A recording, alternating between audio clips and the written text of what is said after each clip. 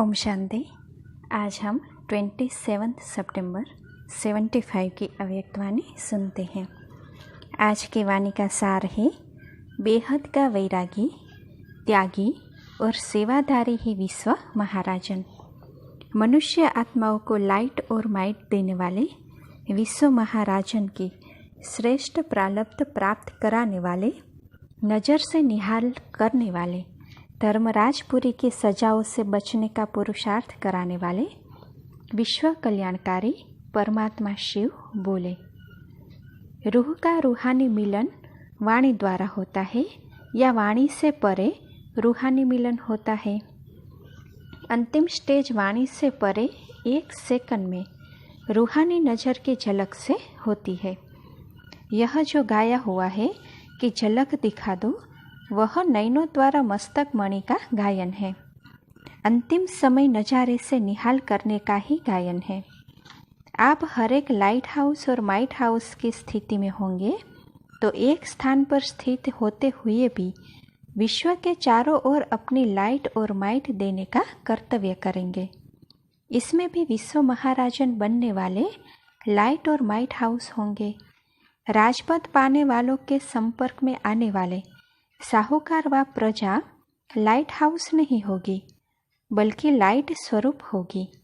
Light और might house दोनों में अंतर है।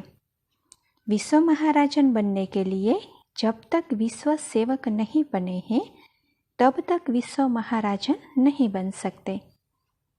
विश्व महाराजन बनने के लिए 3 स्टेजेस से पार करना पड़ता है। तो देखो बाबा क्या कहते हैं कि पहली स्टेज 1 सेकंड में बेहद का त्यागी, सोच करते समय गंवाने वाले नहीं, लेकिन झट से और एक धक से बाप पर बलिहार जाने वाले। दूसरी बात, बेहद के निरंतर अथक सेवाधारी। और तीसरी बात, सदैव बेहद के वैराग्य वृत्ति वाले। बेहद के त्यागी, बेहद के सेवाधारी और बेहद के वैरागी। इन तीनों स्टेजेस से पार करने वाले ही विश्व महाराजन बन सकते हैं। साथ ही अंत में लाइट हाउस और माइट हाउस बन सकते हैं। अपने आप को चेक करो कि तीनों स्टेजेस में से कौन सी स्टेज तक पहुँचे हैं। स्वयं ही स्वयं का जज बनो।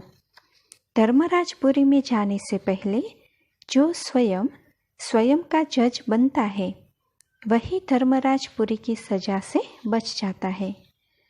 बाप भी बच्चों को धर्मराजपुरी में नहीं देखना चाहते हैं। धर्मराजपुरी की सजा से बचने के लिए सहज उपाय जानते हो कौन सा है? अज्ञान काल में भी कहावत है कि सोच समझकर काम करो। तो देखो बाबा कहते हैं कि पहले सोचो, फिर कर्म करो व बोलो।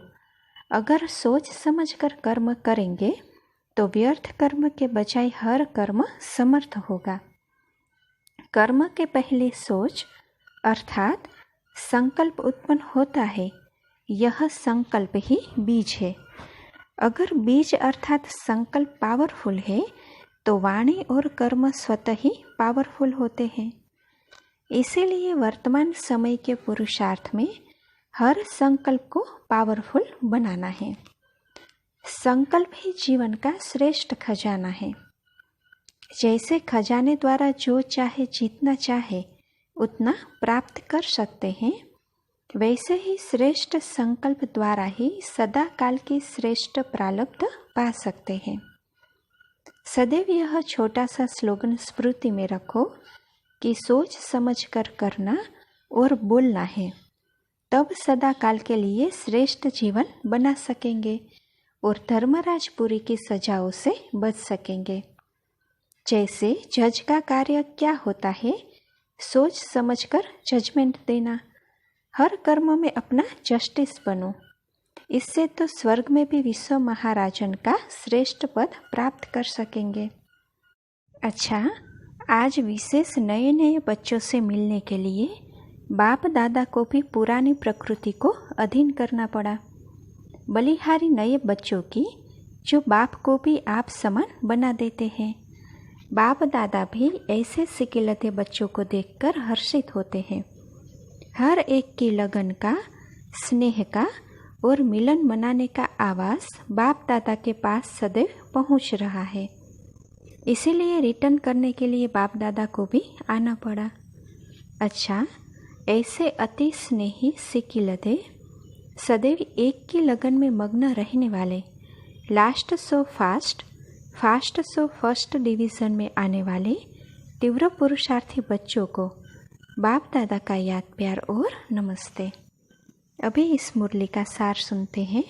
पहली पॉइंट है, विश्व महाराजन बनने के लिए 3 स्टेजेस को पार करना पड़ता है। 1 सेकंड में बेहद के त्यागी, बेहद के निरंतर अथक सेवाधारी और बेहद के वैराग्य वृत्ति। दूसरी पॉइंट, विश्व महाराजन बनने वाले लाइट हाउस और माइट हाउस की स्थिति में स्थित होकर विश्व के चारों ओर लाइट और माइट देने का कर्तव्य करेंगे। तीसरी पॉइंट, सदैव यह छोटा सा स्लोगन स्मृति में रखो कि सोच समझकर करना और बोलना है, तब सदा काल के लिए श्रेष्ठ जीवन बना सकेंगे और धर्मराजपुरी की सजाओं से बच सकेंगे।